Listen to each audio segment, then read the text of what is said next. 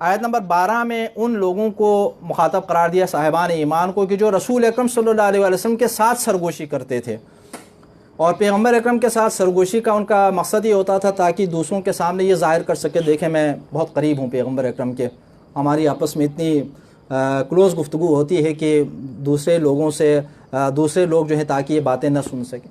تو یہ طریقہ ٹھیک نہیں تھا، اور بار بار اس طرح کرتے تھے، تو اس سے نبی کریم صلی اللہ علیہ وسلم کو تکلیف پہنچتی تھی، اذیت پہنچتی تھی، اور آپ صلی اللہ علیہ وسلم روکتے نہیں تھے۔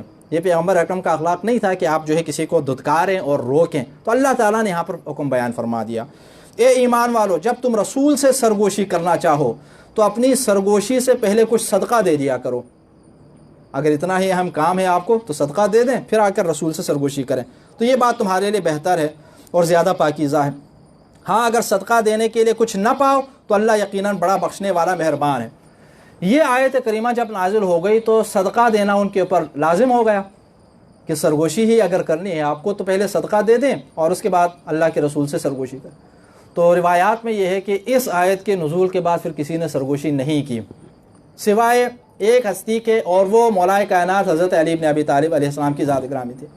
آپ نے صدقہ دیا کیونکہ اہم مواقع پر ہی اہم کاموں کے حوالے سے ہی آپ سرگوشی فرماتے تھے، آپ نے صدقہ دیا اور صدقہ دینے کے بعد رسول اکرم صلی اللہ علیہ وسلم کے ساتھ سرگوشی آپ نے فرمائی، اور جو حکم آپ بیان فرمانا چاہتے تھے، پوچھنا چاہتے تھے، رہنمائی لینا چاہتے تھے، وہ آپ نے آپ کے حضور پیش کی۔ تو باقی کسی کو جو ہے وہ صدقہ دے کر آپ سے سرگوشی کی ہمت نہیں ہوئی۔ تو یہ ایک ایسا حکم تھا کہ جو باقی لوگوں کے اوپر تھوڑا سا گراں گزر رہا تھا، تو اللہ تعالیٰ نے اس حکم کو اس کے بعد والی آیت کریمہ کے اندر اٹھا لیا۔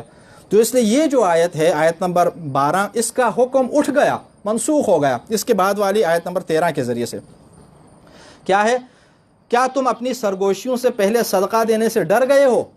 اللہ نے ان سے فرمایا اب جب تم نے ایسا نہیں کیا اور اللہ نے تمہیں معاف کر دیا، جب تم نے ایسا نہیں کیا تو معاف کر دیا، تو پس تم نماز قائم کرو اور زکوٰۃ دیا کرو اور اللہ اور اس کے رسول کی اطاعت کیا کرو، اور جو کچھ تم کرتے ہو اللہ اس سے خوب آگاہ ہے۔ تو اس آیت کریمہ کے ذریعے اس سے پہلی والی آیت کریمہ کے اندر جو حکم نازل ہوا تھا اس کو منسوخ قرار دے دیا۔ اس روایات کے اندر ہے کہ یہ آیت نمبر 12 خود امیر المومنین علیہ السلام کا ایک فرمان بھی ہے، حضرت علی کے فضائل میں سے یہ بھی ہے کہ قرآن کریم سورہ مجادلہ آیت نمبر 12 وہ آیت ہے کہ جس کے اوپر روئے زمین کے اندر سوائے میرے کسی نے اس کے اوپر عمل نہیں کیا اور نہ کل قیامت تک عمل کر سکتے ہیں۔ تو حضرت علی علیہ السلام نے اس کے اوپر عمل کیا اور اس کے حکم کے مطابق صدقہ دے کر رسول سے سرگوشی فرمائی۔ اس کے بعد سورہ حشر ہے۔